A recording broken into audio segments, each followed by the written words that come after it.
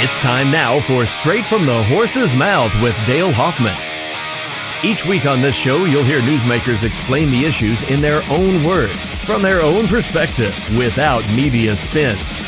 Straight from the Horse's Mouth starts now, exclusively on Mountain Talk 97 and MountainTalk97.com. Good afternoon, everyone, and welcome to Straight from the Horse's Mouth. Dale Hoffman, your host. I have in the studio with me Bob Porto, co-chairman of Arkansas Term Limits. And if you joined us for Down on the Corner the last day of July, he was the morning guest there. And, of course, on Curtis Coleman Weekly Update back on July 31st, he was on with Curtis as well. And I want to this is one of these red flag shows. If you're interested in what goes on in Arkansas, need to listen close to what Bob has to say, because there's going to be on the ballot issue what they call Issue 3. It could be known as HJR, House Joint Resolution 1009. However you see it on the ballot, just think of the ethics bill. Red flag, red flag, red flag. Okay, the brake lights are on. We need to listen. Bob, I want you to let's take our time and educate folks here. Okay, thanks for having me. Good to have you. I am co-chair with Arkansas Term Limits. We're a small grassroots group educating voters on issue number 3.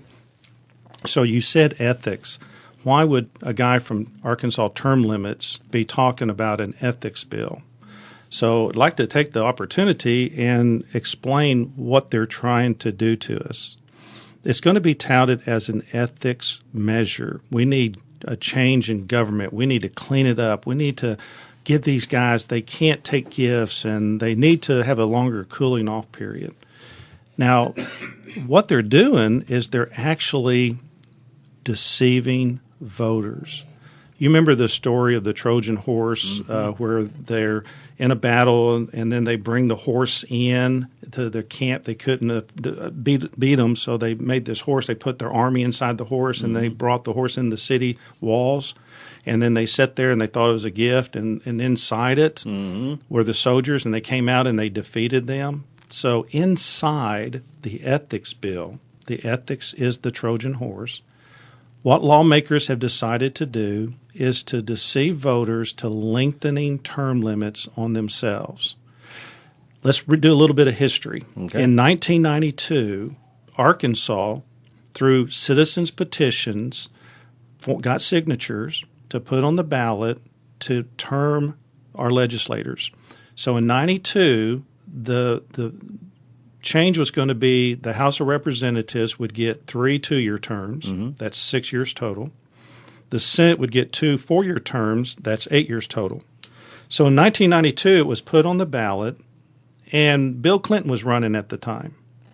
Bill Clinton didn't get as many votes as term limit did. We got 60% of the popular vote that wanted term limits.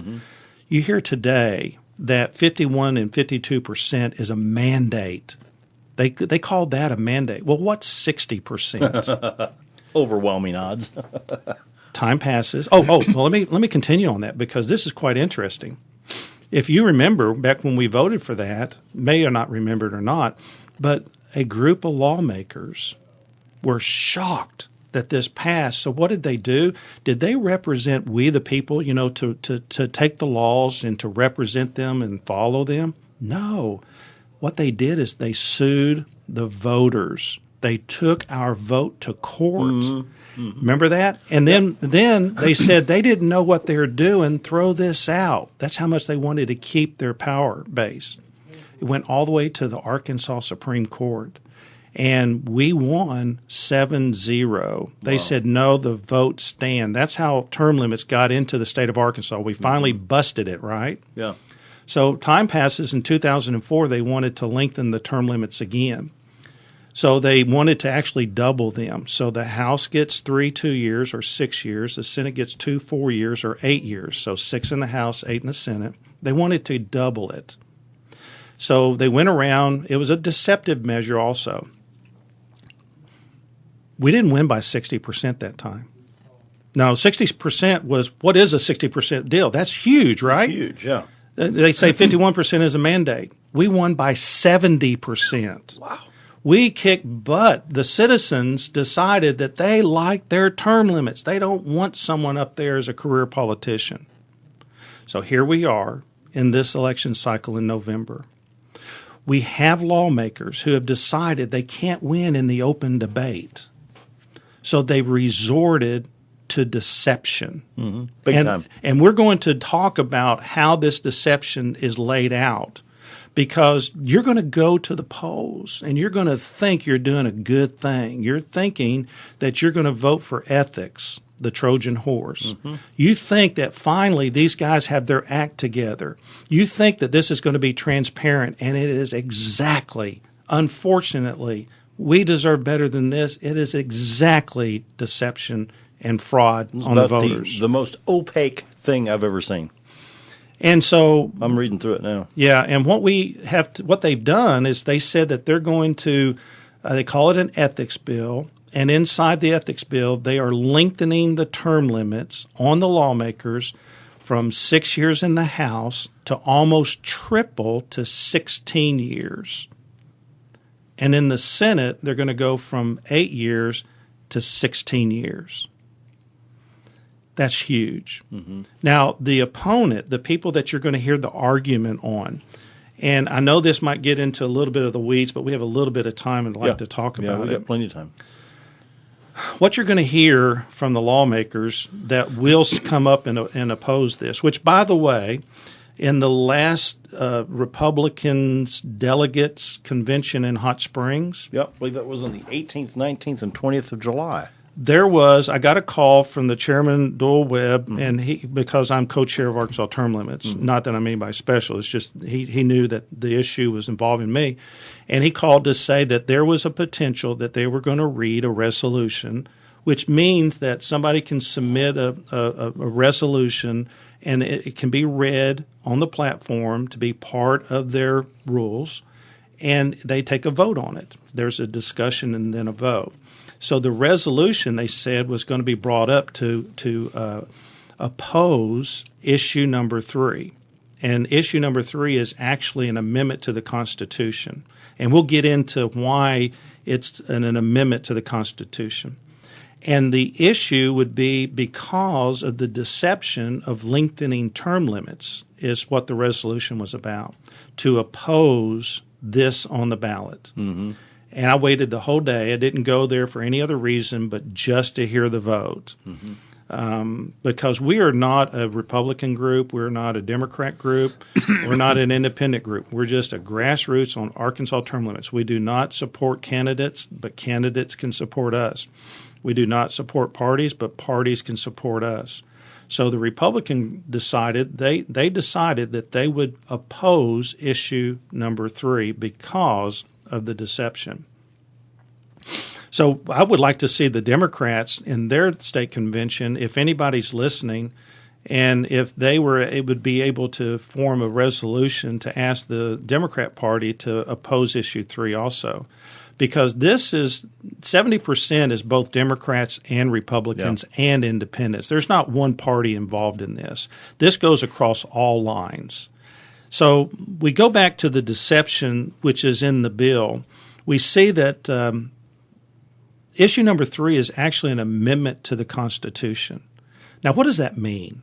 Well, it became the term limits became an amendment, Amendment 73, and it set those years in place. In order to change term limits, you have to amend the Constitution. But they're selling this as ethics. Ethics, yeah.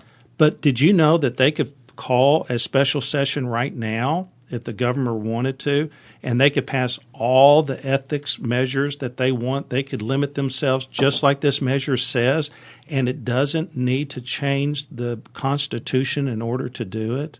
I mean, why would you need to put in the Constitution ethics? Ethics is just what you're supposed to be. You know, the change in the Constitution is a big deal. So the Trojan horse of ethics is so that they can modify the term limits. Let me interrupt Bob real quick, and I want to tell people how deceptive this ethics bill is.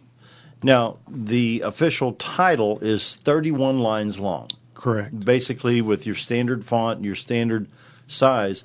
But I'm looking now at page 19. Section 12, line 36, page 19. And it's 22 pages. It's 22 pages, yeah. Okay. Now, this is how deceptive. Now, how many people are going to read this? Correct. This is why Bob's on the programs, is we need to be aware of what's going on. How many people know what Amendment 15 is in Arkansas? I don't know. Section 12, line 36, page 19. And if we vote yes on this is what happens. Amendment 15 to the Arkansas Constitution is repealed. This is an ethics bill? Right. Hidden. Everything's hidden. They talk about transparency in government, and our own Arkansas legislators are being unethical. When you get into this, when you get into the weeds and you see a 22-page bill and you read it, mm-hmm. it is amazing that they would even have the gall to say and title it as ethics and transparency. Okay, I got another. Here's Section 13, page 20. Amendment 43 to the Arkansas Constitution repealed. Is this a miniature constitutional convention? Here's two amendments right now. Two amendments, and I am not a constitutional scholar at all. I cannot tell you what Amendment 15 in Arkansas is or 43. But if we vote this, two amendments are repealed. We're a single issue group on term limits. It's kind of like when they did the Obamacare and they said 17,000 IRS agents were going to be looking into my bank account. That was enough for me to say no. Not no, but hell no. Mm-hmm. So this when we looked at the term limits and they were going to become career politicians inside this ethics bill, that was enough for me. And we have to educate them because amending the Constitution, we have to point out why they're doing this. Now, I want to point out something else. How many times have we voted on issues and regulations and stuff like this? It'll take place on January 1st, starting midnight. Good It'll point. take place in July of next year. This amendment shall be effective on November 5th, Yep. the day after election. Most of the time, what you find is they exclude the current body from participating from a bill to kind of keep it ethical. So it would go into effect in the next session or something like that. This gets everybody their term limits. Okay, I've got see if I can do this properly. Let's say that somebody in the House is starting their third 2-year term in the House on January 1st. Will this grandfather them into the new issue that would allow them to keep going? Yes. Wow. Yes. They're voting themselves a continuous term. And now remember, just to keep it clear, we have 100 members in the House. Yeah. Currently, the 100 members have 6 years. Mm-hmm. So we have 35 members in the Senate that have 8 years. So you'll hear the opposition say, we already get 14 years because if you add the 6 plus the 8 is 14 years. So we already get 14 years. What we're doing is we just bumped it up to 16 years. Mm-hmm. So we're only really adding 2 years, Bob. And so what we'll do is you can mix and match it. You can say 12 years over in the House, and then, I don't know, just make it fair. You can go over to the Senate for 4 years and get your 16. Right. Now, this is only 16 years, a total of 16 period. It's not 16 plus 16 or 32. It's only 16 years combination. But in the real world, once you're in the seat, the power of the incumbency is what wins. Yeah. So, currently, the rule is 6 years in the House, then they have to go over to the Senate. If you go to the Senate and the guy is still there and he served his first 4, you're dead. You're not going to run for another 4 years, right? Right. However, there's 100 representatives that want to fit into 35 seats. Yeah. So that's almost 3 to 1 trying to get over there to fulfill their supposedly 14 years in office. So they want you to think that they all get 14 years. But let's look at right here, Baxter County, let's look at John Burris that got termed out in the House and went for Johnny Key's seat. Mm-hmm. Okay, he got termed out at 6 years. His only hope to stay in office was to win the primary. Because it was an open seat and not the power of the incumbent, a new guy won. Scott Flavel. Scott won. So how are they going to get his 14 years? So now let's go to what they really are saying. What they're really saying is, whoever is in that seat, don't want to be turned out at 6. I want 16 years. So now we have 100 representatives that have a straight line to 16 years in one seat with the power of the incumbency. Then we got 35 senators sitting over there with no having to leave the power of the incumbency to 16 years. My goodness. But they will tell you that we already get 14 years. I've got the law right here in front of me. I've got the amendment right here. Show me where. And this is what you need to ask them when they have the 14 years. When they tell you, you talk to your local lawmaker, and you say, hey, I want you to vote against this, or why did you vote for this, or whatever, they're going to say, well, we already get 14. Here's your first response. Okay, show me in the law where you have 14 years, because I'm reading, if you're in the House, you only have 6. Where's the 14?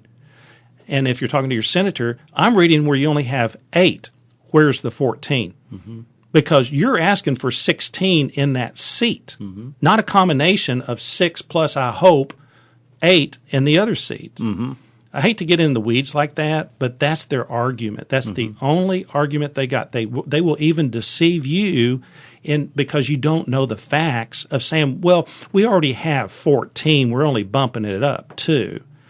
But aren't they being presumptuous in thinking that if they've left the House, they can automatically get the Senate?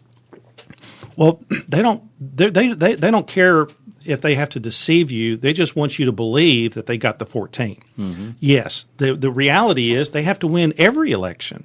But most of them, I don't have the exact numbers. We need to look it up. But most of them do fulfill, not all, most of them do fulfill their 6 years in their one seat. And then they can move over to the Senate. But like I said, if that senator is strong, they're not going to go fight him or her. No. They're going to have to let them run out until it becomes an open seat. Right. And then there's a chance to win. Right. But they don't like that. They don't want to tell you that. They want to tell you, oh, I got 14.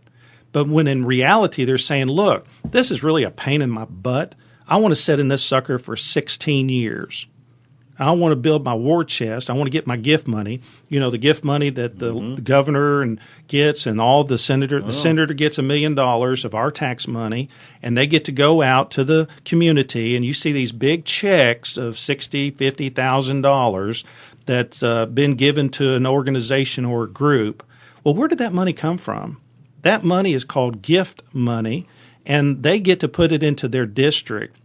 Basically, it's buying votes with our tax dollars. Yeah. And both the senator and the House of Representatives get the money proportionate to their size of their district, and then the governor gets the other amount of money. But here's my point. If they got 16 years and they have our tax dollars to buy votes, how is it that we're going to get – because you know who the best representative is going to be for us is the guy that already has a business, who's trying to survive, that sees the pressure. I always like to tell people, you know, an indicator, this doesn't mean it's facts, but an indicator of something that irritates you is probably an indicator that you were designed to fix it. Because if it didn't irritate you, then it wouldn't bother you. And if it bothers you, you might be able to be the person to fix it. Well, we need lawmakers that are irritated because of their business, that says, you know, I've got to create a change here, but I hate to leave my business. And then they're going to come over and run. But if we allow this measure to pass, then you're going to have you're going to have career politicians that are going to be sitting in there with a war chest that nobody's going to be able to beat. And the guy that we really deserve to represent us, that understands the real world, doesn't have the time to go raise the money to go over and beat them. But if they get termed out, that's an open seat, and 2 free new guys get to come in, and we can change the office. Page 16, item C1, a member of the General Assembly shall serve no more than 16 years, whether consecutive or non-consecutive. But what I'm not seeing here is, let's say that I've been a senator for 2 terms, 8 years, I'm out. If I wait 5 years and come back. Of course. If this passes, It doesn't matter, and it goes backwards. So if anybody else hasn't served their full 16 years, if we had some bad apples out there, they can come back to fulfill their 16 years. So I'm not seeing any stipulations, because here it says a member of the General Assembly shall serve no more than 16 years, whether consecutive or non-consecutive. But what's keeping somebody from, like, Johnny Key resigned back in July. And let's say 2 years from now, he decides he wants to run for that area in Cabot where he is now residing. Mm-hmm. Is there provision to keep him from putting 16 more years in the Senate from Cabot after moving from Mountain Home? No. According our understanding, So that would give him total 24 years. That understanding is only 16 years total, cumulative For his name? for his name. Okay. Yeah, you'll only get 16. But now that he resigned, Yes. now this is totally hypothetical. It's nothing against John. I'm just using Johnny as the example. He resigned to take the job with the University of Arkansas. Mm-hmm. He started August 1st. He's moving to Cabot, totally different district. Yeah. He has served. He was not term limited. He had one more term to serve. So, what would happen if this passes now with that scenario? If he only served 4 years, then subtract 4 from 16. So he could go another 12 if this passed. Correct. Wow. Yeah. Anybody can. And here's the interesting thing about that. This would bring back the seniority system in our government, back in the Capitol. Yeah. So the people who have the seniority will make all the decisions, and they'll be there forever. Yeah. And it'll be back to the way it was pre-term limits. I know. I remember those days. You had some people that were permanent fixtures in Little Rock. It's like they own the Capitol. Yeah. And here's the interesting thing about term limits. A lot of people we hear when we speak around the state, and we go all over the state, because this is a state issue. And we hear people tell us all the time that, well, you're limiting our freedom of choice because they should have the right, and actually the ballot box is term limits. It is. We hear that. We hear that. Okay. But did you know that before term limits, that there were seats that were handed down generation after generation in the state of Arkansas, and there were actually fewer people that opposed the people? There were more unopposed races than not, because no one could stand up to their ability to beat the incumbent. Mm-hmm. It was only when term limits passed that the choice increased, because that put all those big power brokers out of business. The gain was gone, and it opened up an open seat, and new blood came in. We have less politicians or career politicians. We have less lawyers. We have more moms, more women, more blacks, more businesses, more teachers than we've ever had, and our choices have drastically increased. Just look again. This is the county right here, just an example. You've got Burris that could not beat a newcomer because it was an open seat. Now, granted, Senator Keyes chose to resign and not run, but it's either that way or it's a term-limited seat. But it opened it up. Yeah. And the openness creates choice, because now we're having more primaries. We're having more primaries. I go back 25, 30 years, we wouldn't have had a Republican primary in this part of the state. Right. Joe Blow's had this seat for 30 years. He'll go back in there. Yep. I've seen it. I've lived here 42 years, and I can remember, they're our representative. That's it. It's like they owned it. Yeah, it's like they owned it. They felt they deserved that. Yeah. And term limits busted that up. And so we value the choice, and I believe that we increase our choice through having limited terms. And now the argument would be, well, we don't like the way the terms are. I've heard everything. I've heard we need terms to be this way or that way. We need 10 years on both sides. We need 12 years on both sides. We need to even it up. I've heard everything. And you know what I've heard from the people, not the politicians, but I hear the politicians always thinking higher. But did you know I've heard from people, and I'm sure the listeners right now can see what I'm getting ready to say, is they said, how about if we lower it even more? That's what I'm hearing from the people when I'm going around talking specifically on term limits. They say, forget 6, let's do 4 and just kick them out, just like the governor. I'm hearing more of just 4 on both sides and be done with them. Yeah. Oh, wow. Now, the politicians are naturally thinking higher. They're thinking, oh, give me 16. That gets into the per diem checks now, Well, that may be. But anyway, we're getting ready to close out. We got about 2.5 minutes here. I want to direct people to your website so they can I'm a firm believer in being educated in these issues. And I didn't know. I've heard about it, and I've talked to several people, but we've just skimmed the surface. It's like looking at your cup of coffee. When it was full, it might have had a little cream on top. You go and get an espresso, and they've got all the, once you get the cream off the top, what's in the bottom of the cup? Mm-hmm. And this is the red flag I'm wanting to wave here.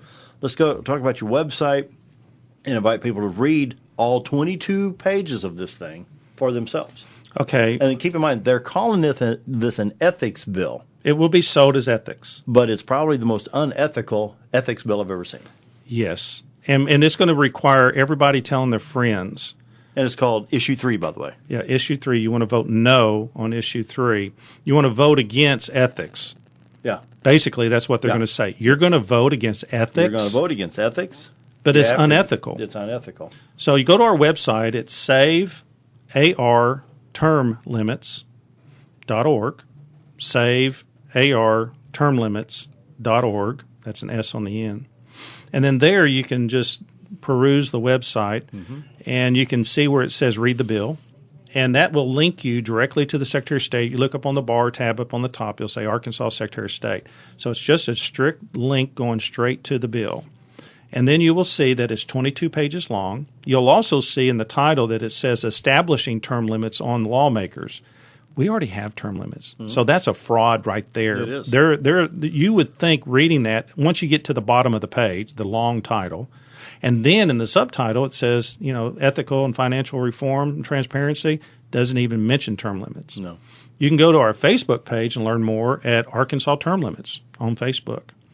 And those are the two ways you can best reach us. Now, we would love to come and do a speech at your civics group or your church or wherever to help educate. We have brochures. And you can also click on the donate button because it takes gas money to travel the state. Mm-hmm. And we're taking the time to educate, but we need to be sent, kind of like a missionary. Yeah. We're kind of like the resistance, if you will, of their deception. And we need support to continue. So donate a tank of gas. Just click the donate button and help out. When I was a mechanic doing an oil change, a lady came in my garage from Dallas, Texas, brand new Cadillac. And we had AC filters and we had everything that would cover the warranty. I popped the hood and I looked and I, whoa. And she said, what's wrong? I said, that's an Oldsmobile engine. What are you talking about? No, it's a Cadillac. No. So I pulled the VIN code. The VIN code in those days, this was back about 1990, 1989. And I ran the VIN code. The VIN code will tell you who made that engine. And sure enough, it was an Oldsmobile Division engine. She just paid full price for the Cadillac, but she had the Oldsmobile engine. Not that it was bad, but it's the deceptive part that she didn't know. Oh, yeah, this has got your 307, blah, blah, blah, blah. They didn't say it was manufactured by Oldsmobile. She didn't have a Cadillac engine. She had what would be a lesser value engine. Ethics. Ethics. This is what it's about. Don't put the Oldsmobile engine in the Cadillac. It's almost like this. Say you had a candidate X that you wanted to win, to vote for. Simple. You go up there and you go, oh, here's candidate X. I'm going to circle the little dot, fill in the bubble. I'm going to go home and watch the returns. You get home and you watch the returns, and it was a slam dunk that he's going to win by 50%. I mean, it's like a huge, right? All of a sudden he loses. So what happened? You voted for what you thought, but you got something else. That's what they're doing with the ethics bill. Yeah. Be aware, folks. We'll have some more information on you on this as the year progresses. Of course, this is early August now, but by the time November rolls around, we need to be educated on this. Bob will be back, I hope, 1 or 2 more times between now and then. But that wraps up another edition of Straight from the Horse's Mouth. Ava Aston closing out the show with We the People. We'll see you next week.